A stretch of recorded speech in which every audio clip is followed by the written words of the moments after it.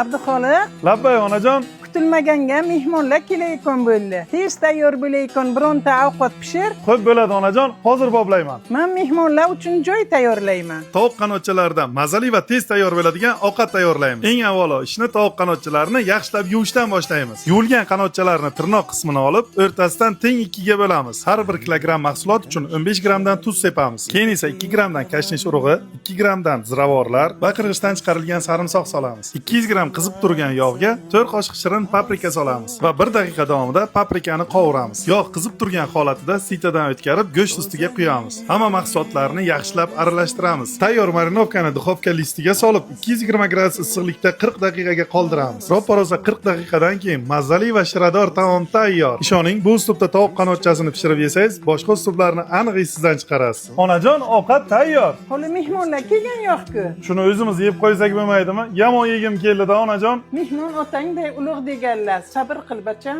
Yashamaylik ekanda.